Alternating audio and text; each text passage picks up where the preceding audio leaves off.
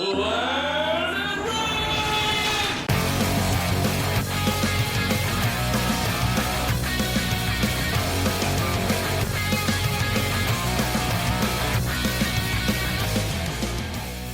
once again, my friends, and welcome back to Geek News Marathon Night, where we normally take a bunch of episodes of an anime or a series and episode by episode analyze it, but today is a bit of a unique concept because we are actually wrapping up a series we finished up. I am your host, Adam Mickelson, aka Drac. I hope everybody's having an awesome day or night when you're listening to this, and joining me as usual, is my lovely wife, Andrea. Andrea, I've got a number for you, and I hope you're ready to process it. 51. 51 episodes. We nuked through 51 episodes of this season. And the first thing that I have to ask on this one is, first of all, I'm assuming that you are very happy that we did this one. And that we made our way through it all the way. Oh yeah, it was a fun series. But getting right into it, I'm gonna also ask this question because I also know some people have been asking it. Since we have put on the record that you did watch this series before, and this is basically a rewatch for you. When exactly did you watch it? Now, I'm thinking about it and saying, okay, so about the time that this craze started, we probably would have been in middle school or high school at that point. Yeah, it was definitely in those. Because, yeah, Pokemon probably wouldn't have started in, like, late elementary for us. It would have been, like, late middle school, maybe high school. I don't know if it was high school. It seems... I mean, we would have been 14 when it started in Japan, but, you know, this is the 90s, so at that point, like, the craze takes 6 months to a year to make it to the States, in this particular case. So, yeah, I want to say, like, late middle school, early high school, when the whole Pokemon craze started, and thus we got all of the offshoots like Beyblade. So, or I'm sorry, Beyblade. I've actually been told that it's okay. You could say Beyblade. So instead, I'm going to say Beyblade, because that's what happens when you guys let me do that. So yeah, we probably would have been late middle school, early high school, and you liked it when you watched it before. Yeah. And now you're coming back to it, give or take a couple of decades. Do you appreciate it more, appreciate it less? I still enjoyed it. Okay. Because, you know, for now what it was back in the day. Because now, you know, I'm not trying to be mean about this, but we're old. And, we're not older than the hills yet, but we're old enough to a point where looking back on a lot of this stuff is reflective. And, you know, we can look back and go, you know, we were at this point in our childhood or in our development when we watched it, and now we can get a whole new something from it. Is that true in this case, or did you just get exactly what you got last time? I think it was just more that, you know, when you rewatch something that you grew up with and watching everything what we have to this day, kind of makes you appreciate the retro feeling of it. It does make me appreciate the 90s scene and early 2000s scene of anime a lot more when I look at what current day anime and current day TV and all that are doing. Because, you know, as much as I've given a little bit of crap to the storytelling of Beyblade, compared to some of the stuff that's coming out right now, I would gladly take season 1 of Beyblade over, say, I don't know, season 1 of The Acolyte, maybe. So at that point, like, you know, for as much as we've given it crap, at least there's a story being told here, you know? At least, or a good story, at least, that's being told. But in case you guys couldn't tell, this is the wrap-up for season 1 of Beyblade, or basically just regular Beyblade. I actually can tell you, Andrea, we've been pissing off a few people because all of the seasons, much like Pokemon, are all their own, like, subtitles. and we've just been saying on the episode titles Beyblade season 1, because like that's just what I do. Like I say this season, whatever, and so people are like, technically it's just Beyblade, and then there's G Revolution, and that's like season 3, and it's like, it doesn't matter. Does it? Yeah, does it really matter at that point? I just said Beyblade season 1. There you go. Was there season 1 that was already created somewhere else? Well, I mean, technically Pokemon's formula is a little different, where they actually can have like 2 seasons and then they'll go to a new subtitle. That's true. But in Beyblade's case, they decided to do that every time, for consistency. So it's not 100% true all the time, but in the majority of the cases of series like these, it is true. Mm-hmm. Where they would take on like subtitles to be able to remain, new and hip kind of thing. Well, they want to keep the original title, but they got to kind of and they need the subtitle, because then at that point people think it's new. Well, yeah, differentiate what it is. I mean, don't take this the wrong way. It's a good marketing ploy. It worked on you, because like, you'd go watch Johto Journeys for a while, and then maybe you'd get a little bored of it and then go, oh, Johto League Champions, and that gets you back up and going for it. So for as much as we're giving them crap for it, it's a marketing tactic and it works ultimately. But for all the people who want to be like super anal retentive about the titles, I don't know what to tell you. And probably the same for Digimon. You keep the Digimon, but you add a subtitle. Digimon actually adopted the same model as Pokemon.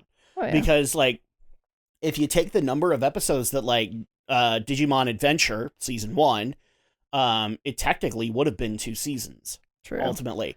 And even also it's hard because these have different titles in Japan, but Digimon 02, which, would be season 2 for us, that technically was 2 seasons. True. And then eventually, the only time it didn't really stay that way is maybe Tamers, but Tamers still had the length of like 2 full-on seasons. Oh, yeah. So I don't think it really matters.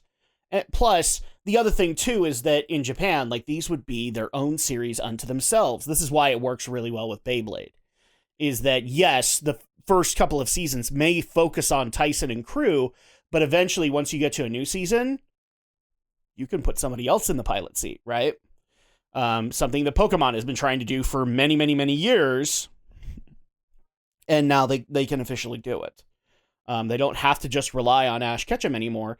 Now they can create whole new protagonists for whole new regions. So that actually makes things new and fresh and hip and all of those flashy buzzwords. So at that point, I'm still glad that you got something out of it, because like that's the thing that I also attempt to do with this, is that when we go over something that we've watched before, we maybe walk away with something a little different this time around than we got the first time. With that being said, let's dissect this sumbitch. So first things first, I actually want to go into, we could go into the series as a whole, but I actually kind of want to start with the characters. Specifically, the 5 characters we follow this whole time, and we give our thoughts on their journeys as they teamed up into the Blade Breakers, as well as how they ended up at the end of this season. So let's start with the Blade Breakers themselves. We can get into the plots as things go along, but how do we feel about Tyson's journey from being cool, hip, young boy go-getter on the schoolyard to being the champion of the world in Beyblades? How do we feel his journey went in this season? Starting with you, obviously. I would think there was not a whole lot of, but there's little things here and there, but I think was. Are you saying you don't think Tyson developed all that much on the journey? He did, but not as impactful as compared to other characters. It's very difficult to be able to say that much changed with Tyson. Mm-hmm. And the reason being is that he is the shonen protagonist. Mm-hmm. He is the guy, he's the Naruto, he's the Goku. Not a whole lot has to change. And that's why people continue to love shows like this, is because, he challenges a new adversary, and then when he can finish them off, he doesn't, because he wants to fight them again, kind of thing. Yeah. He's Goku. He likes to fight people. He doesn't care about killing. He doesn't want to kill you. He just wants to fight. Oh, yeah. And Tyson kind of runs very much along those lines. Loves to fight, loves food, takes loss very difficult, as well as, he does have character development points, but they're all based around, why did Kai leave the team? Or, very much based around what the designers want you to think of, or want you to be loyal towards the series. When you tune in to Beyblade, they want you to be wanting to know where the Blade Breakers are going to go next. And so Tyson's basically that allegory that has to be the leader. So yeah, does his development change a whole lot? Not really. But is that a bad thing? Not necessarily. Mm-hmm. I mean, there are some other characters from other shows that kind of go through that same path, but it just depends on how their character is written. People are not going to like that I use this saying, but I think you're going to understand when I say it. If it ain't broke, don't fix it. Mm-hmm. There's a reason why people love Goku. Because Goku doesn't really change. And considering all of the things that are wrong with Goku as a character, they're also endearing as a character trait for Goku. The same could be applied to Tyson. I mean, we see how much Tyson's way of doing things annoys the crap out of Kenny. But would you have it any other way? No. No, that's kind of the issue there. So, but overall, we're happy with where he went. And, I mean, let's just say for the sake of argument, if he had challenged the stereotypical shonen protagonist, would that have been a bad thing? Probably not. Just depends on how they challenge it. Yeah. Naruto Uzumaki, you don't know this very well, but like I do, Naruto Uzumaki challenges that stereotypical character type and challenged it well. Because he basically, for Naruto, likes fighting, also doesn't like killing, but also doesn't want to fight if he doesn't have to. He'd rather have the wholesome moments. Hence why people don't, there's a lot of people that don't like Naruto because he relies on what they call talk no jutsu instead of, clashing fists. It's not wrong. It's not right either. But it did challenge the archetype that Goku fit. And so I think, honestly, could Tyson have challenged that? Given what they did with him, probably not. But if he did, I don't know if they would have done anything innovative enough to make it last. Naruto was a good example, but he had, how many Naruto episodes are there? Hundreds to be able to do that. Tyson had 50. It would have taken a lot more than 50. Oh yeah. So I think we pretty much hit Tyson on the head. Let's get into the second character we get introduced to, the Chief, Kenny, and his lovable spouse, Dizzy. I personally want to put Dizzy together with Kenny because they kind of go hand in hand. Because it's guaranteed when Kenny's on the screen, Dizzy's probably going to be interacting too. So at that point, how do we feel Kenny's journey went throughout this series? I would probably say not a whole lot, but... You're saying he didn't change a lot? I don't think so I mean, he was only mostly there just to be kind of like the coach of the whole entire team, helping with strategies and all that stuff. But he had a few moments here and there, but okay, I would argue he did quite a bit because, like, when you look at Kenny episode 1, he is very much that stereotypical nerd. True. Probably didn't step too far outside of his comfort zone. That's true. And this series encouraged him quite a bit to step outside of his comfort zone.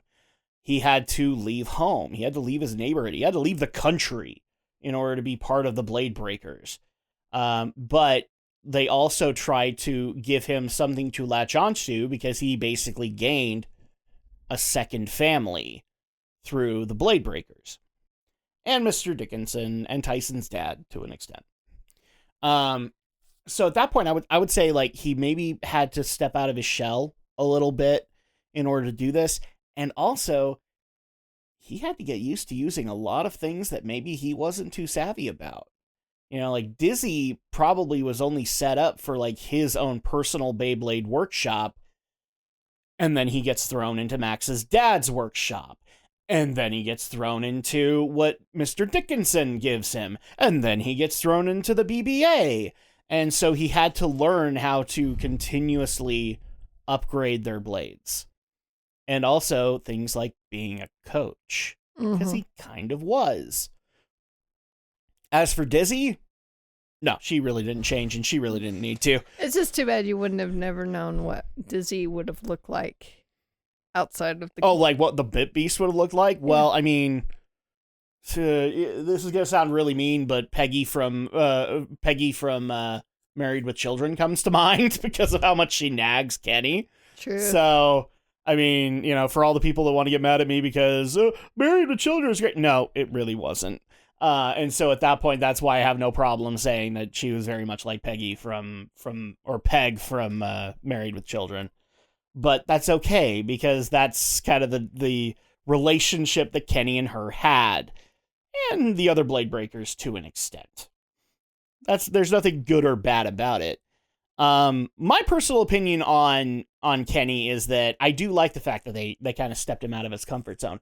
I also like the fact that they kind of gave him his own little hurdles to climb. I think he got a little too much spotlight in that regard. Because what I'm talking about is the whole thing with the Dark Bladers and him watching a bunch of horror movies and thus being scared of the Dark Bladers. So I like that they kind of did that and made him face his fears. That's kind of cool because, like, you know, every geek just had that moment where they're afraid of their bully and they're afraid to stand up to them. And so you can relate to Kenny's struggle. I do like that stuff. Mm-hmm. One thing that people might be irritated when I say this, Kenny, in my opinion, got a little too much screen time. A little. I'm emphasizing a little. I still wouldn't cut him out too much, but he was there a little bit more than I would have cared to have him there. You gotta love it when he kind of acts like he's like the parent of the group, or like the mom. Well, there were just moments like in the middle of battles where like we're interested in the action. And then they cut to Kenny and Dizzy where they can have a little quip here and there. And it's just like, I don't care. I want to see this. You know, I'm not interested in what they're doing. And I get why they're doing it as a shonen. But, like, get back to the action. So that's kind of my issue with it. But I overall don't hate Kenny as a character. I even like the fact that they found an innovative way to do a clip show with him doing some funky film noir shtick in a milk bar. I want to watch the Japanese version just to see if he was drinking actual sake. Great work, Japan.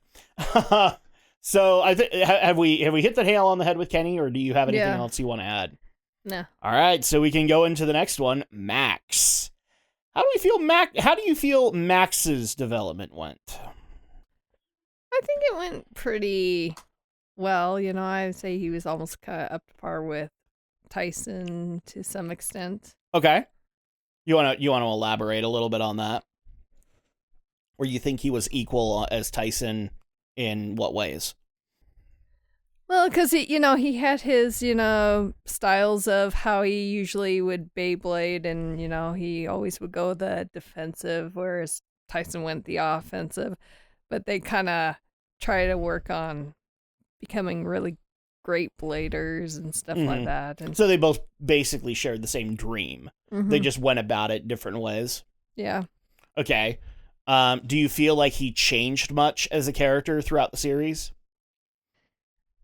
I I think for the most part, I think he at least made some, especially when they get to the whole American tournament, when that's when he started, kind of struggle with trying to figure out,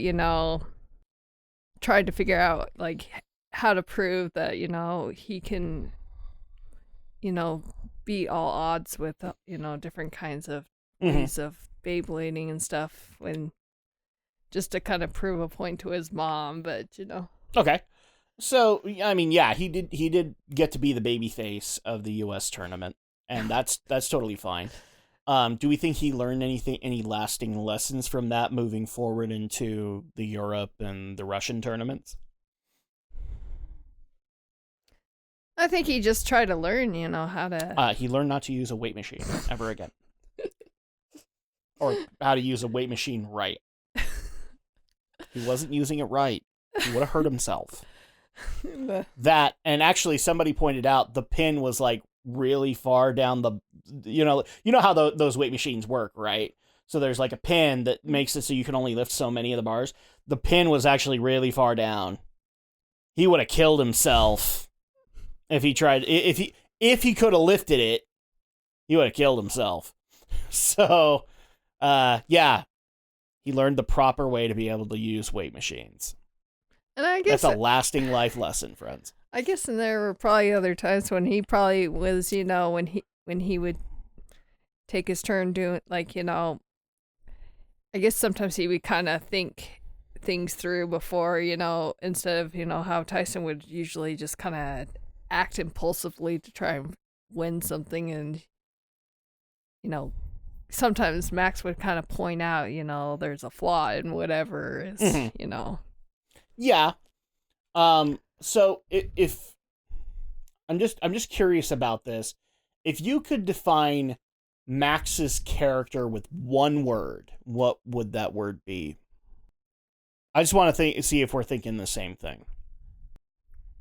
I would probably say he's kind of laid back. I don't know. See, I went with friendship. Okay. Because if you look at him, like, it's funny, I've laughed at this numerous times. In Digimon, Matt gets the crest of friendship. That's true. When he's the freaking loner of the whole, like, the irony is not lost. Yeah, that's true. Max, however, is the anti-Matt. Because friendship matters a lot to Max. So much so, like, when you go back to, like, the beginning, when you watch him meeting up with Tyson, I think his only he wasn't trying to outdo Tyson. He was just, he saw somebody using a Beyblade and wanted to show that he could do it too, If you look back into those motivations, so at that point, like, friendship means a lot to Max. So much so that it kind of is a character flaw, because as you were kind of explaining, when they would talk strategy and whatnot, he kind of got lost in the shuffle. Mm-hmm. I think primarily because he didn't want to upset people. Until the US tournament, and then he wanted to assert himself. Yeah, and he wanted to make sure that he got his own motivations. And then I hate to say it, but in Europe and in Russia, he kind of fell back into old habits, but got over them near the end. But yeah, if I had to encapsulate one word to describe Max, it would be friendship. He really wanted to be a friend. And so at that point, it's not necessarily a bad thing. I think he actually worked out in being a way to, like, whenever there was conflict in the team, to be able to properly resolve it. But it also created a character flaw with Max that people can appreciate in hindsight, which is because he was so busy trying to keep his friends, he sometimes wouldn't speak up. That's true. So I like that's, believe it or not, that's good character writing.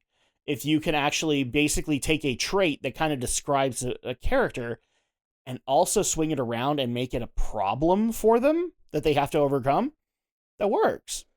I guess he's also kind of one of those that seems to, when there's conflict between maybe Kai and Tyson, I think Max tries to find a way to kind of say, try to...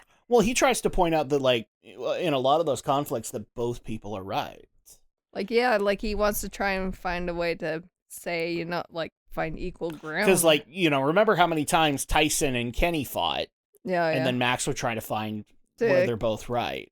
Console the, or, you know, shut down the whole conflict. Basically saying you're both right, now let's work to fix the problems, kind of thing. So, ultimately, I do agree with you. Like, he does get better in the U.S. tournament. I just think, character-wise, he kind of slinks back into old habits in the European tournament and early on in the Russian tournament, but then finds his footing again. Oh yeah, in the latter end of the Russian tournament. So that makes it a little bit better. So at that point, let's go into Ray. Now, what do we how do we think Ray's journey went overall? I mean, obviously it was a financial success because he became Inuyasha. And whether or not you like it, anime fans on YouTube, them DVDs sold. So, how do you feel about Ray's character arc and the changes that he went through on this wild and crazy journey? Some of it was kind of confusing at first, you know, like his weird relationship with his deadbeat dad of a beast. Seriously, Drigger went out for cigarettes a lot. I would say that part was annoying when, you know, he was trying to figure a way to, you know, work with Drigger throughout the whole entire thing. Yeah, I've gone back in my head a number of times, just going like, I just don't think Drigger likes him. I think Drigger just got annoyed with him, and it's like, dude, I'm out. And then he'd come back 2 episodes later. She's like, it's all right. I've played some pool at the bar. I'm good. I can tolerate you again. I would say, I mean, I guess it would be kind of, it was a kind of an interesting arc, but at the same time, it was kind of annoying at the same time. Explain the annoying part. Well, like, I mean, what makes it interesting is because he goes off on this journey to try and go around and improve his skills of being a good Beyblader instead of sticking to his town, hometown and all that. Mm-hmm. And he acts kind of like he's like kind of cocky and confident, but then when he realizes, there's someone who could be more powerful than him, then he kind of changes the whole perspective and say, I respect you, sort of thing. But then he goes through these moments where he ends up losing Drigger because he loses controller, got too distracted or something, and like you said, Drigger just happens to come and go. Drigger went out for cigarettes. Is just the way to say it. And that's what makes it Seriously, annoying. if I was actually giving out awards for this podcast, the Deadbeat Dad Award would go to Drigger for having to go out for cigarettes not so many damn times, but the most inconvenient times ever. Well, the first time around, at least it seemed more logical, but the second time, it just like, I don't even buy the reason with Kevin. I don't. It's like, oh, because he fell for Kevin's trap. That's why he left. No, bullshit. He went out for cigarettes. It makes better sense that way. So here's the issue that I think you're kind of explaining with Ray. Ray has gone through a journey. We just never saw it. Mm-hmm. Because he was out in the world being a journeyman Beyblader by the time he came around. So at that point, he'd already learned a number of tricks that could keep him going in a match. And so he was supposed to be like the veteran to be able to help Tyson, and didn't in the long run, because he was busy either dealing with his own problems, or he was busy finding his mysterious uncles in all of the various countries that they visited, or he just was dealing with his own stuff. So at that point, there probably was a good character arc for him. We just never saw it when it started. Now, in the Asia tournament, where we get to meet his old teammates, okay, there's some development there. And I do tend to like some of it. Not the Kevin stuff. But the stuff with Lee and Mariah was good. I'm not saying that it isn't. I would think that the downside with Ray is that he then becomes he basically starts to chew the scenery a little bit. He's in the background a lot. I mean, for crying out loud, they had to give him the whole arc in the US tournament where he found the Bikini Zombie Slayer chick and had to get her autograph. And then the Blade Breakers had to tease him because he wanted her autograph. Kind of thing. They had to give Ray something to do. Mm-hmm. And then in Europe, I mean, they did give him things to do, especially with the Dark Bladers, but then at that point, he's chewing the scenery again, and he's not really part of anything. And I think one of the reasons that we got that so much is Ray is just a tad too much like Tyson, so at that point, they kind of interchange with one another. Especially, like if Tyson's there and has to care about something, yes, Ray can care about it, but he can't be the lead about it. He has to be just supporting Tyson. So it's just, that's kind of his lot in life with this. Yeah, because I'm pretty sure everyone would like Ray more than they would like Yeah. Tyson. I would even say, like, Max gets a little bit more to do than Ray does, primarily because, like, he would often be the conflict resolver in the group. He, like we were saying, Kenny and Tyson would be arguing, and so he'd be like, well, calm down, guys. You're right and you're right. Let's figure out the wrongs. Mm-hmm. Ray didn't do that, because usually during those fights and discussions, he was off in the corner, or the opposite corner, of Kai. And he wouldn't really be all that involved. Yeah, because you think, like, Tyson and which is sad, because design-wise, I would actually argue Ray looks better than Tyson.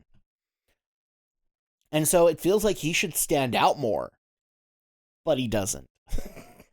Because he's too much like Tyson.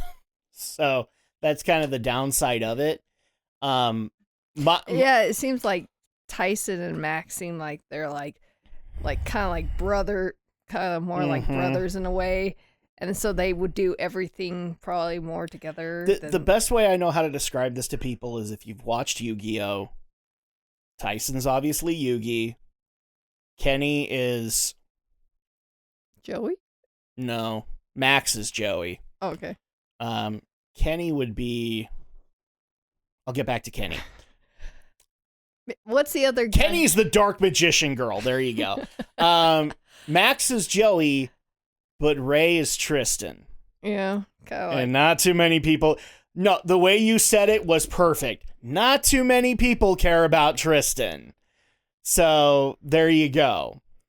I hate to say... Like, I like Ray. I like what they did with him, but can I say that they did a lot with him? No. Max got way more development in his tournament arc compared to what Ray got in the Asia tournament. Uh-huh. So that's kind of my viewpoint on the matter. So now we get to talk about Kai. Yes, technically we met Kai earlier, but I wanted to save him for last because as we've mentioned in previous episodes, he gets a bit of a focus near the end. How do we feel about Kai when we initially met him and he joined up with the Blade Breakers? I'm asking honestly. Oh, just the typical, like bad like boy. He didn't annoy you because of his approach to things or anything like that. The fact that he was elitist or anything like that. I just think he was a mysterious character that you want to kind of get to know more about. Mm-hmm. Going back to the Yu-Gi-Oh comparison, Kai is Kaiba. Yeah. Except Kaiba's a lot more interesting. So, Kaiba, unlike Kai, is the Ric Flair of anime.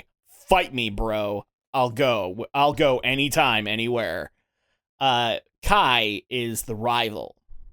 That's the way he's built. But go on. No, but sometimes you gotta love the rival-esque characters. Mm-hmm. But like, as a viewer, his approach didn't annoy you. No, because a lot of people would take the concept of the rival and be annoyed by them. Because remember, when you were watching this for the first time, you're not as smart or savvy about anime tropes as you are now. So that's why I'm asking that. Like, to you, Kai would have been the equivalent of Gary from Pokemon, except way less entertaining. So because, he didn't have cheerleaders. So at that point, like, did Kai as a character annoy you because of his approach to things? His elitist take on how Tyson's beneath him, and he's since he's the Japanese champion, he's obviously way more important, etc., etc.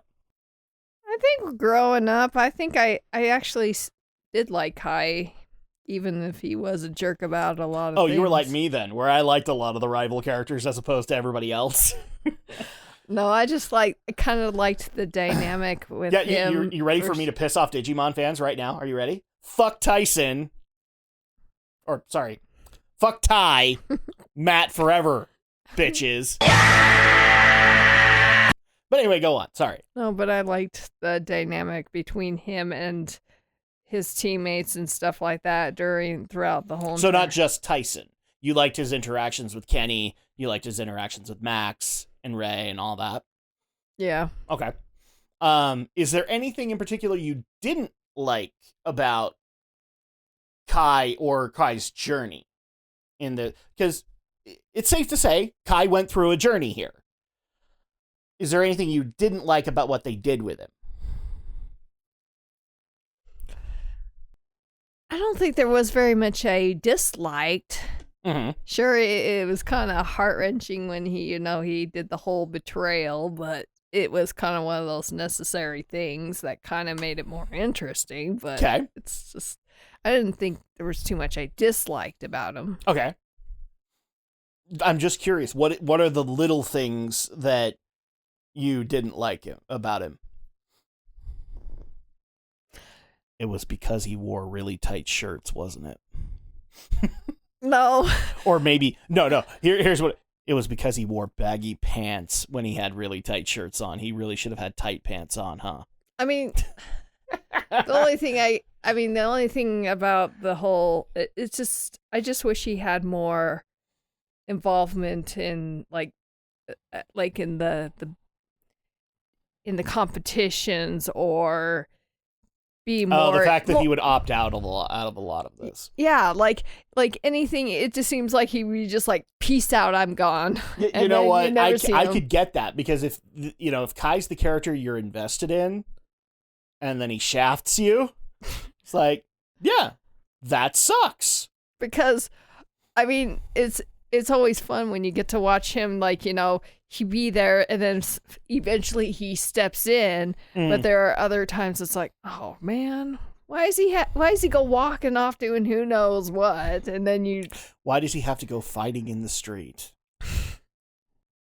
Sure. Hey, Street Fighter fans that get that, you get a cookie. I mean, I love it when he's there to kind of observe all the things going on of what the group is doing, but at the same time, it's like there's other times he's gone, and it's like, dude, I'd rather have more screen time with him than I would do with Kenny or something. I get it, because if he's the character you're invested in, you're kind of boned. Mm-hmm. Ultimately, I mean, here, I could totally get it, because again, like I said, I'm more interested in the rival characters. So when Digimon isn't focusing on Matt, I'm kind of pissed because I don't care about Ty. Now, thankfully, there are other kids to be able to get attached to, but when we had to go through that whole arc of Ty having to learn not to force Agumon to digivolve, hey, I was bored to fucking tears during that whole thing because I didn't care. Heck, well, at least you had more time with. Now, when Skull Greymon came out, I started immediately caring because that was a cool twist. But again, I was more invested in the character that I wanted to play. And if you were invested in Kai in Beyblade, you got shafted a lot. Mm-hmm. And I would argue, maybe ultimately for the best, because you did get good payoffs eventually. But you had to wait for them. Mm-hmm. Kind of thing. And as I've said in numerous podcasts, and you know this with me, I'm a patient bugger. If you got good story, I'll sit. So for me, that's not that hard. But for a kid who's watching this the first time, or, in the case of like you're being middle school, you just got all your homework done and you're getting ready for your Saturday morning cartoons, and then the character that you want to see, not on screen. Mm-hmm. That sucks. Mm-hmm. So I get that. How do you feel about the changes that Kai went through? Because you mentioned his betrayal, but how do you feel ultimately that, yeah, he did betray, but then eventually he learned his own lessons throughout the whole journey? How do you feel about those? I mean, I really liked his changes throughout the entire season. Mm-hmm. Because it reminds me of Riku from Kingdom Hearts. Like he's... Everything comes back to Kingdom Hearts. I want to make sure the mic gets this. Everything comes back to Kingdom Hearts for Andrea. You have no idea, people. So, sorry, go on. I get it. The Riku comparison. I get it. Well, yeah, because he's just this overconfident. Oh, I thought you were just going with the pecs. Sorry, go ahead. Okay. Hey, women, you also find yourselves in weird, awkward positions where guys have to look at you and go, "My eyes are up here." Continue. Well, Kai starts out as he's this, cocky, overconfident Beyblade, and when he gets actually shown up by someone who he thought was really beneath him, he tries to, eventually wanting to become stronger, ends up betraying somebody and realizes that was the biggest mistake, and then he learns it. But let me ask you an honest question here. You could understand the betrayal, right? Yes. And there you go. That's the difference. Mm-hmm. Now, here's the thing. You said cocky and overconfident. That can describe a lot of rival characters. Oh, yeah. However, the thing that I'd like to point out with that as well is he has a reason for being cocky and overconfident, doesn't he? Oh, yeah. He's won his own tournaments. He's made his way up there. Mm-hmm. So at that point, that's why the rival character can work. They've been successful. Yeah.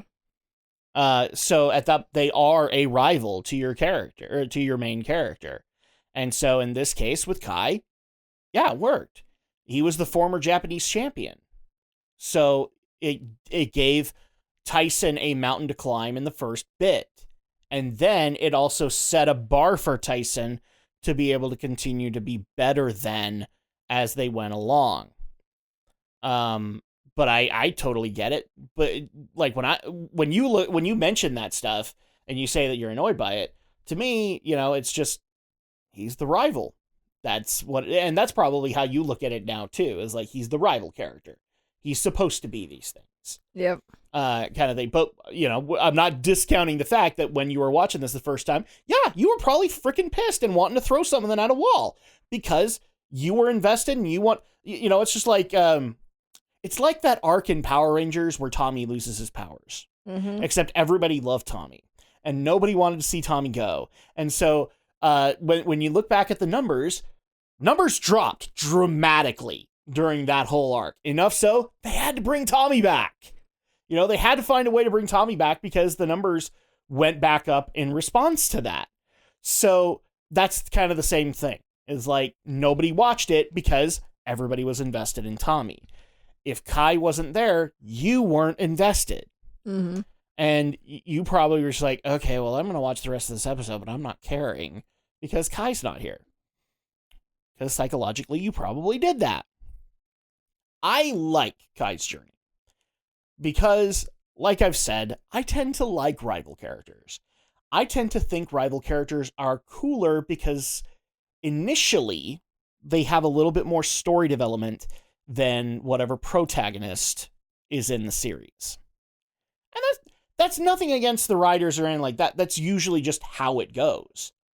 Naruto tends to be a little bit of a... Naruto's not a good example, but when you first meet Naruto, he's kind of a blank slate. Because we're trying to fit everybody into that role that Naruto's going to fill. Whereas we're going to give more story and backstory and everything like that to Sasuke, who is the rival. And thus, people are a little bit more intrigued by him because there's more to latch on to. Again, Naruto and Sasuke are not a good example. So let me go with a better example. Ichigo and Uryu from Bleach. You don't know who these characters are, but it's basically the same premise. Ichigo Kurosaki, not a whole lot to him. When you first meet him, he's kind of a blank slate. But when they introduce Uryu, his rival into that series, he's a rival classmate. He is a rival boy overall, because like he's got more accomplishments than Ichigo at that point. Oh, and by the way, he's not learning how to do this new job that Ichigo is finding himself in. In Ichigo's case, he is a Soul Reaper, and he's trying to save everybody from the horrors that are what are called hollows. Oh, Uryu already knows what hollows are, and he's fought them at that point for years. So he's better than Ichigo, and therefore that's why I like rival characters, is that there's a little bit more to latch on to right off the bat. And Kai is no exception. But then they start giving us more with Kai in a couple of ways. I want to bring you back to the trainer that we met up in the mountains. You remember Kai's arc in that episode? Yeah. How he basically taught the newbie how to beat Tyson? And then, he gets thanked by Tyson's dad, and he kind of brushes it off, but we're like,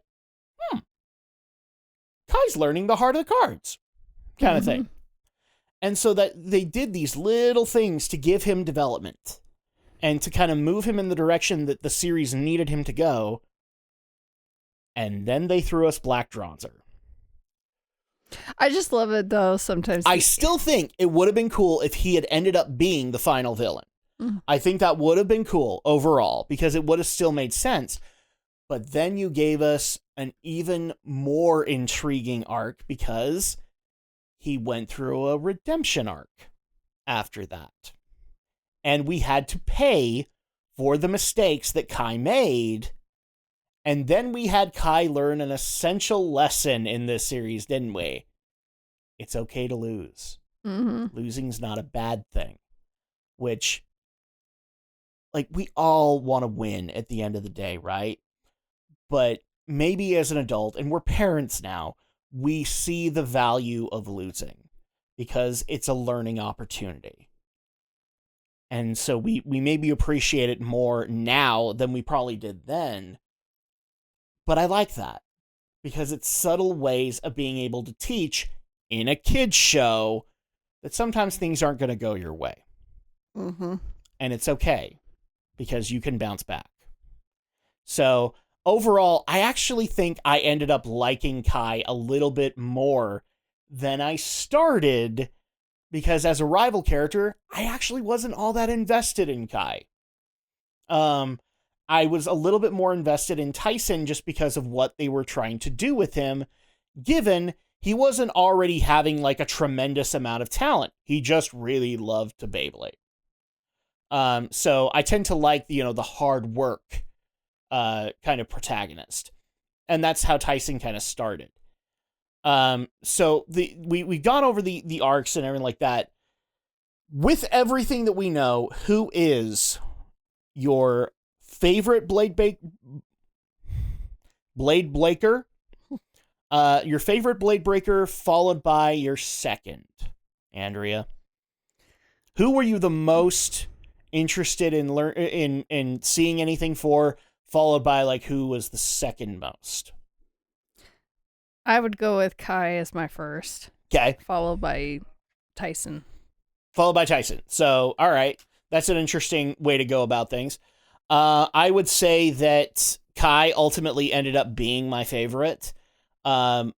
which then I think I would actually put Tyson and Max in a tie at that point, because Max, when we started watching this, like, because I tend to take the past and put it in the past and judge things as a blank slate when we're watching it. And when we initially met Max, I had nothing invested in him. Mm-hmm. And then things started building for Max, and I actually started to get invested in him. And so at that point, that's why I want to tie Tyson and Max, because yes, Tyson had good moments too. Max kind of came from behind though, which is funny because like I initially, when I started, I was invested in Ray and ultimately got disappointed. They don't really give a whole lot to Ray. And also, Deadbeat Bit Beast. That sucked. So yeah, I would actually say that. So given how we've shown our love for the Blade Breakers, who would be our favorite other team that the Blade Breakers faced in terms of what we learned about their teams and the arcs they went through? So to give people perspective, we learned about the White Tigers first. I'm not counting Kai's Beyblade team because it ultimately wasn't a team. It was Kai at the top and he didn't care about anybody else. So we're going to start at the White Tigers and the arc that we got with Ray with that. Followed by the All-Stars and the arc that we got with Max for that. Followed by the Majestics and all the stuff we learned there. I'm also going to include the Dark Bladers. And then finally, the Demolition Boys. Who is the most interesting team that you think we came across aside from the Blade Breakers of those 5? See, if I had to tier it all up, I'm already throwing out the Demolition Boys. They don't really get a whole lot of development. They're the big bad.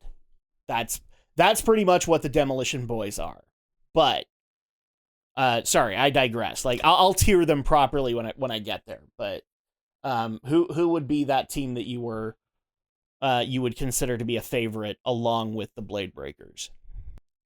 I would probably go with the White Tigers. Okay, and give your reasoning for that. Trust me, the reason can be as stupid as I just like their bit beasts. Fuck off, you know? No, but go ahead and explain. Some of them had some really good bit beasts, I think. But I think they, kind of are like the Blade Breakers, like they just like to blade for passion and all that stuff. And, they're well connected with Ray and stuff like that, but. Okay.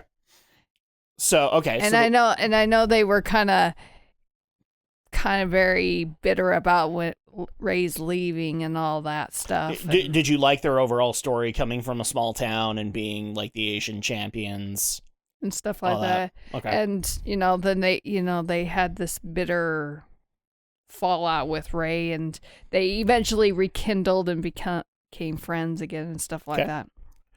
Who's the worst of those 5?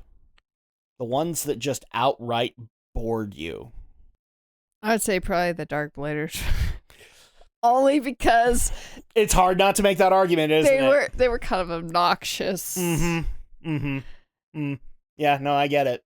I don't know. I get it. So worst in that case is Dark Bladers. Best in that case is the White Tigers for you. Mm-hmm. Okay. I'm going to tier these out for you, and you can disagree with me. Feel free to do so. The worst are the Demolition Boys and the Dark Bladers. Demolition Boys because nothing going on for them. They had a military aesthetic, and they were the big bads. That's it. Even the stupid plot point of like Cybertala was stupid. I would actually say when Kai joined them, they had flavor. That's it. And then I'd also put the Dark Bladers there because the Dark Bladers were wasted potential. They really were. We thought we were going to get these cool villains. We saw them how many times after they debuted? Not many. They didn't seem like they actually amount to anything really. No! And they got, and the worst part about it is that they built them up to be like, we're going to give them a lot of time. Oh, yeah, we don't give them a lot of time. So, yeah, so wasted potential is why I put that down Everybody sit in the stands or something. It's yes. Like, what? It was, all of that was stupid. It was just so stupid. Yeah, if they were acting like they were going to get world domination, that might have been a whole different deal, but that wasn't even the case. Now, here's the thing. This is where it gets difficult, because I do like a lot of things that happened with these particular teams, and their backstories really do help with it. But the next one on the list is the White Tigers. And to me, it's just simply one reason. They don't get a whole lot of buildup. I actually think that we should have met them later. Because ultimately, while I do like the White Tigers, I like the White Tigers for 2 of the team members. The other 2 I kind of don't care about. and that's sad to say, but it's Gary and Kevin. I don't really care about them. Mm-hmm. I care about Mariah and I care about Lee. I especially loved how Lee and Galleon tried to actually use Kung Fu principles in their Beyblading style, because they ultimately just started using your own energy against you. You know, that's the same thing that we've learned from like Tai Chi and all that. And in judo is like you use your opponent's momentum, energy, aggression against them and use that energy to topple them down. I like that. That's a cool concept. But there's only 2 team members that are worth a damn as far as I'm concerned, which is sad because I really should care about Kevin and his monkey kung fu bit beast, because it's a good fit. I should also care about Galzi and Gary, but I don't. Mm-hmm. And that's ultimately why it ends up so low. The next one up on the list, this is actually going to blow your mind, Andrea. It really is.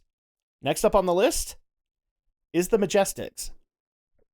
Because while I do think that they did a lot of good things with the Majestics, I actually like the fact that they're all sons of millionaires and have huge heritage and they're geniuses.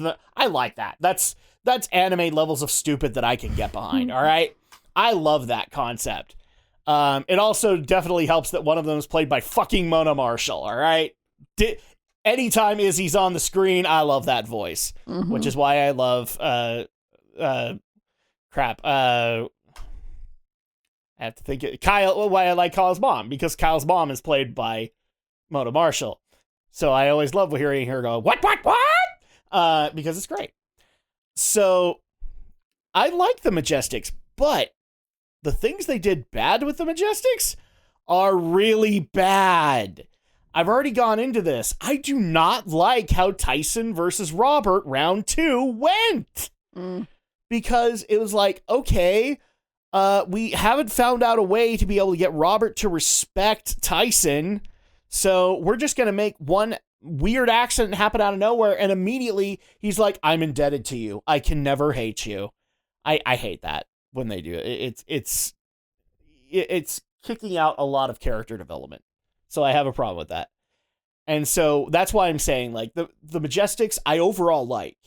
But when they had mistakes, they were bad mistakes. And I can't even believe I'm doing this because I knocked them so hard. But the team that I like aside from the Blade Breakers is the All-Stars. I can't believe I'm saying this. I knocked them so hard for Sport Ball. But here's the thing. All 4 of them have some level of character development, whether you like them or not. They're the adversaries. You're not supposed to like them. I don't like the whole mom. You know, I still have my issues with Max's mom. But when I look back at Lee, Mariah, Gary, and Kevin versus all of the All-Stars and their development, there's development there. And it actually went in good directions. It was fun. Well, you gotta love the interaction between Kenny and Emily. You mean Max and Emily? Or Kenny? You're meeting Max and Emily, right? Well, I know. Well, Kenny, gets all like, "Oh my gosh, this place is like the best." Oh, you're talking about the BBA stuff. Okay, yeah. Yeah. No, I get that. Yeah, no, I loved a lot of it. And here's the thing, like, the reliance on data and everything, like these are good adversarial things to have. So I can't even believe I'm saying this because I gave crap over the sport ball so hard. Yeah, they're the best other team. I almost feel like I should go wash my mouth out with soap, but they are. Compared to the others, they are really good.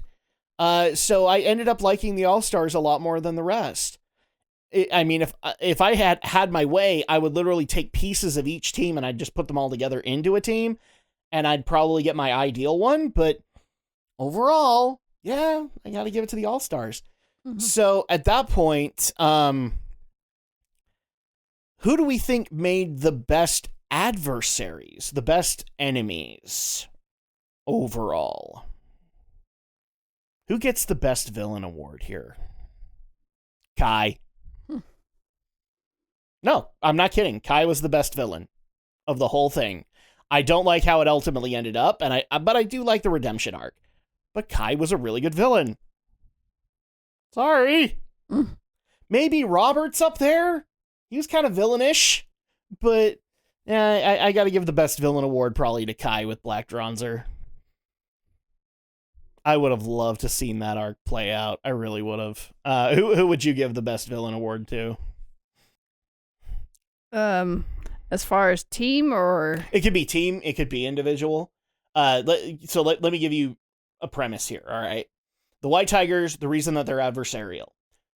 The White Tigers specifically Lee, don't like Ray. Why? Ray abandoned the team, and he could never forgive him for that. The All-Stars, they want to collect your data and be able to ultimately beat you, kind of thing. And they want to be able to show that their way of doing things is superior to everybody else.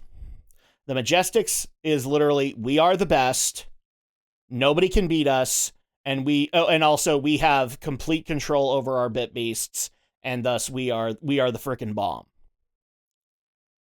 And the Demolition Boys is, we have a military theme and biovolt, biovolt, biovolt. We're going to take over the world. See, this is my problem with the Demolition Boys, man. They're fucking Team Rocket. They just can't be taken seriously. I mean, I guess I can go with Kai, With Kai, if you had to pick a team, who would you pick? Because if it came down to, like, adversarial reasoning, I like Lee. I like Resentment because Resentment fuels a lot of good story. But, like, if you had to pick a team based off of, like, why they were adversarial, which one had the best reasoning? And I'd probably just go with the Demolition Boys because they were all stealing. Biovolt, biovolt, biovolt. Because they were taking bit beasts along with it. I mean, that's true. They were taking bit beasts. I get that. So yeah, we've gone over a lot of the goods and the bads. Overall, now that you've watched this a second time, out of 10, what would you rank Beyblade Season 1, and would you recommend it to people? I'd probably go with an 8. Okay, so a solid B. Mm-hmm. All right. Would you recommend it to people? Yeah, to go out of their way to go watch it? I would still recommend it because it's, okay. A good show. So for me, I would probably put it up at about a 7.5. I think it's straight down the middle for me. And the main reason being is that, remember when Pokemon happened, there were so many series that tried to ride that train. And so at that point, Beyblade is on the upper tier as far as I'm concerned. But in terms of like overall storytelling and things like that, it is kind of straight down the middle. And so it may sound like I'm insulting it. I'm not. But there's a reason Digimon stands out when we think about it versus Beyblade. And that's one of the main reasons why I would say Beyblade is straight down the middle, is that, yes, it does have some things that make it different, but I'd actually argue that the later seasons refined those so much that they matter more in those later seasons. because like most of my good memories are from G Revolution when they really overhauled the Bit Beast designs, and they actually look really cool. So at that point, like that's where I think Beyblade tends to shine a little bit more than the first season. And so at that point, I'm saying it's right down the middle. It's a C series as far as I'm concerned. That's not necessarily a bad thing. Because there was a lot of crap during all that too. So, and I watched a lot of it, and it wasn't worth it. But overall, so we have a solid B, a solid C here. This actually lends into a question that we got about halfway into our run through of the season, but now I want to bring it up. We're watching a Pokemon knockoff because that's how a lot of people look at Beyblade. What is the possibility of us actually looking into other versions or other Pokemon knockoffs, much like Beyblade? And I actually have a list here that I'd like to go over with you to see whether or not you would be interested in doing them at some point as a marathon night. So are you ready? Sure. Monster Rancher. I would be interested in this because I've seen a few episodes of Monster Rancher. Monster Rancher for us was on in weird hours, so I was always intrigued by it, but never could watch it consistently. I was kind of like them the same. I don't even remember if I ever finished it or not. I mean, it was based on a game series that was, for a while there, very successful in Japan, so that alone kind of got me interested. Metabots. We've already talked about doing this. I want to. I definitely, because I love it, and not just for Mr. Referee. I actually think they did a lot of good things there. And it's funny because Metabots I think was older than Pokemon, so at that point I would love to be able to do that. Bakugan Battle Brawlers. I don't know about that one. Whatever. It's a weird one. I remember seeing an episode of it. It's based on these little ball-like toys that I think it's based around a card game, and your monster that featured your deck or whatever was this little ball, and when you threw it out, parts of the ball would come out and form like a little bird or form like a little dog. And that was your Bit Beast, for lack of a better term. I've got to be honest, I don't remember thinking fondly of Bakugan. I remember my little brother watched it, and he was kind of interested, but never got like to a point where he was watching every episode when it came on. So this is one where I'd be like, I don't know. And you kind of have a look of like you'd like to see what it looks like, or you'd want more information. So let's just say this: we won't rule it out, but if you shook the Magic 8-Ball right now, it's gonna say not likely. Next up is Duel Masters. Do you know what this one is? No. This was Cartoon Network's answer to Yu-Gi-Oh! So a lot of people don't necessarily know what this is. It was a complex card game. I actually have heard that apparently the Duel Masters card game did come out, and it had complicated rules, much like Magic the Gathering. And it even tried to have Magic-esque concepts where you had a fire-based deck and a water-based deck and all of that. All I remember about this show is that there wasn't, like, it relied a lot on comedic writing, and there was tons of CG. And so at that point, all I can give you is a maybe. Like, I think if it was complex enough and it tried to, like, rival Magic the Gathering, it'd be really hard to do. But given what I've told you, are you even remotely interested? I don't know. Like, it's like I would have to know more about it before I decide. Okay, so at this point, it's just a maybe. Yeah. At that point, I can't even believe I'm saying that Yu-Gi-Oh did get brought up, and if we found a way to be able to do it, I wouldn't turn it down. I I will always take up an opportunity to laugh at the duels, especially with Andrea. Mm-hmm. Except I think with Andrea, we wouldn't focus just on the duels. We'd watch the other episodes too, just because you tend to be a completionist when it comes to this stuff. So if we ultimately did it, sure. Cardcaptor Sakura.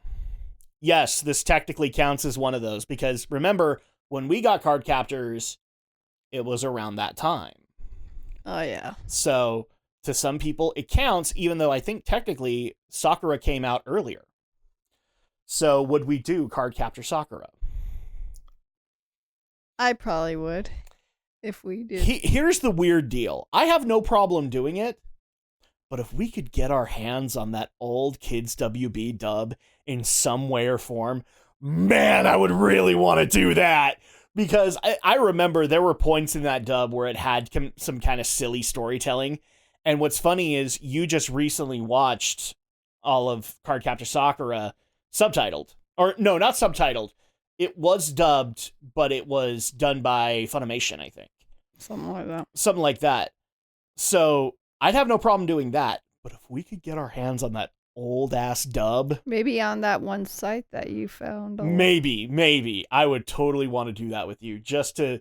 Because now that you've watched Cardcaptor Sakura, I'd want you to be like the story Puritan. And be like, that's not how that went. I think that would be amazing if we could pull that off. So yeah, we have Yu-Gi-Oh! We have that Shaman King. Shaman King is an interesting one, Andrea, because this was Fox's competition to it. To things like Pokemon and Yu-Gi-Oh! Because remember, Yu-Gi-Oh! And Pokemon were on the same channel. So at that point, Shaman King was on Fox. And Shaman King, from what people have told me, because believe it or not, our buddy Jin watched Shaman King and loved it. And he actually, when I said we were getting it recommended, he also seconded it. He has been wanting me in particular to watch Shaman King for a long time. But the other interesting part is that original series was not accurate to the manga. So much like Full Metal Alchemist, Netflix just recently put out a brand new Shaman King that is more accurate to it. So we could probably do like the original and then compare it. Maybe. I'm not against it at this point. I think you'd have to see more on it. So we have Shaman King. There was one more that I know we need to hit, and I cannot remember it for the life of me. Oh, Digimon and Pokemon. They came up. Oh yeah. Now here's my problem with Pokemon. I'm just gonna be honest with people right off the bat. If we did it, we'd be doing it like how I've been saying we would do like Dragon Ball, where we would say, okay, isolate these seasons, and we do it that way. Because here's the thing. Pokemon, much like One Piece, is a monster at this point. How many episodes are there, Andrea? I'm not counting the current season. I'm talking Ash's whole freaking arc. Is it over 1,000 at this point? I'm pretty sure it feels like it. And that's my problem, is that doing a marathon night where we're doing 5 episodes, we would literally be committed to Pokemon for years. So if we did Pokemon, it would have to be in this format. And I don't know how you would feel about that, Andrea. Me, I'm always up for a challenge, but I'm not going to go committing to something new. Well, I meant in particular, like, if I had to break it up, would, like, that hurt your completionist tendencies?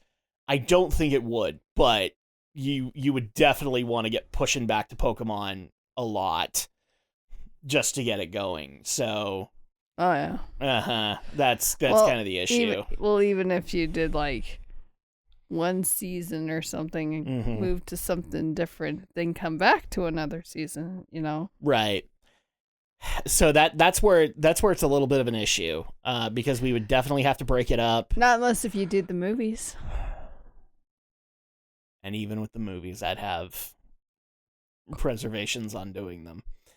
Just because, like, at that point, I'd be like, okay, if we're going to do this movie, we got to make sure that we've at least done this so that we know about the characters and we can talk accurately about them, stuff like that. And I'm being honest with you. I don't remember enough about May to accurately give an opinion on May. So that's kind of the issue. And then obviously Digimon. Would we do Digimon? Sure. I love Digimon. I would break it up into seasons, and I think that's a lot easier to do because we could just basically say, this is a marathon night on Digimon Adventure. Oh, yeah. That's a lot easier to be able to do than Pokemon Johto League Champions. That's a lot easier to solidify. So I would actually say I'm more on board with doing Digimon because it would be easier to do. I'm not ruling out Pokemon. I'm just saying there would be a lot of freaking rules with Pokemon. Mm-hmm. And with Digimon, there'd be less rules because a lot of that has been done for us already. Because a lot of these stories are contained. And so, they do reference each other, but they're contained somewhat. Yeah. So it's a lot easier to do that. But that hopefully that answers you guys' questions. Feel free to suggest ones. We'll look into them. I think another one that got suggested was Flint the Time Detective. But somebody was actually telling me Flint got canceled at some point. And so it's actually, in essence, incomplete. It didn't get to finish.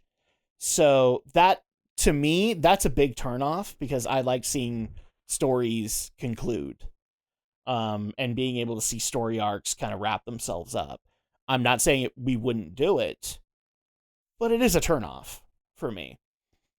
So we have hopefully answered your question on this, and we've given our opinions. The other one that we have is, did we like Beyblade Season 1 enough that we want to move on and go to the next season of Beyblade? I would definitely want to, just because Well, I'm interested because I actually thought G Revolution was it, and as we went along, I found out, no, it isn't. Mm-hmm. There was actually another season. We didn't get it, so it might be subtitled only, or maybe, Canadian television got it, but we didn't. But now that piques my interest. I'm like, oh, there's a part of Tyson's story we never got shown. Yeah, so, I saw it. Oh, did you? Yeah. You saw V-Force? It's the next season that was, following them. No, the next one that we had advertised was G Revolution, and that technically is the third. No, I've seen the second one. You've seen V-Force? Yeah, because I remember seeing it because that was when I'm like, oh man. The only reason I saw G Revolution is that it got advertised on Jetix. Because, way back when on ABC Family, they had a big anime, Sunday morning cartoon block. And my little brother wanted to watch Beyblade because he actually liked it. So that's how I know about G Revolution. But to my knowledge, I never saw V-Force at all. And that's kind of sad because compared to season 1, I actually like the animation style of G Revolution a lot better. And it would be roughly that same style. Well, yeah, I just remember the next one after the original Beyblade, they changed the design of the characters a little bit, so it was made them a lot more distinct. Yeah, I liked a lot of it. So what we're saying is yes, we would. Are we going to go into it right away? Probably not. We'll get there though, because I would like to do my homework, see how long V-Force is, and obviously figure out. Can we do it episode by episode, or will we need to marathon it, or however that would go? In fact, so that kind of wraps things up. We are going to be tackling a lot of these things, and feel free to leave recommendations, guys. If we can get to them, we will. But I can guarantee you that if you leave a recommendation in the comment section, I will show something to Andrea about it and try to get her up to speed and then give you an opinion. And ultimately, if Andrea doesn't want to, I'm not going to lie, guys, it is a tougher sell. Because, Andrea has to want to watch it, ultimately. So, it is a tougher sell, but it's not, in your defense, Andrea, it's not a deal breaker. Because you have watched stuff that you didn't initially want to watch, but then ultimately liked it. So, it does happen. So what I'm trying to tell people is don't be dissuaded. Put your suggestion in there. We'll look at it. If we do it, we do it. If we don't, we don't. Kind of thing. It's nothing against you. But ultimately, where are we going next, Andrea? We're going to see The Mandalorian. We're going back to Disney Star Wars. I'm already a little worried. But we're going, apparently, at this point, it's still supposed to be good. The next thing we're going to be tackling is The Mandalorian Season 2. So it's going to be back to Geek News Streaming Night, and we're looking forward to that, so you guys can look forward to it as well. Hopefully, as you guys have been watching this, you have enjoyed Beyblade just as much as we did. I think it was still really fun to be able to watch it, and Tyson's grandpa was always a hoot and a half whenever he was on screen. Oh God, I want to meet the guy who dubbed him just to see if I can get any inklings on how the script was done for this guy. But yeah, the next one we're going to be taking on is The Mandalorian Season 2. So hopefully you guys join us for that. And if you guys enjoyed this on YouTube, make sure to leave a like and consider subscribing to the channel. And check out some of the other ones that we've done. Believe it or not, Andrea, do you want to know what one of the most popular podcasts that we've done in the past has been? Full Metal Alchemist Brotherhood. You guys can go check that out, as well as the fact we reviewed the Full Metal Alchemist Brotherhood movie. Mm-hmm. So you can check that out as well. You can do all of that. Feel free to leave comments. Did you like Beyblade? Do you think it sucked? Tell us why. Let's have that conversation. And if you're listening on podcast platforms, feel free to do so on Apple Podcasts, Google Podcasts, Amazon Podcasts, Spotify, and Player.fm. Leave us nice reviews. Leave us reviews. We're okay with bad reviews as well. You can also leave comments and recommend us. We definitely appreciate that. And that's going to go ahead and do it for us. So we will see you guys next time for The Mandalorian Season 2. Are you ready for this, Andrea? Are you ready to go back into Disney Star Wars? Yep. I'm a little worried. I'm not going to lie. I'm a little worried. But let's do it. Mm-hmm. Until then, I want to make sure that all of you have a nice, big, fat, juicy burrito. And immediately after, you need to, and say it with me, Andrea, let it rip!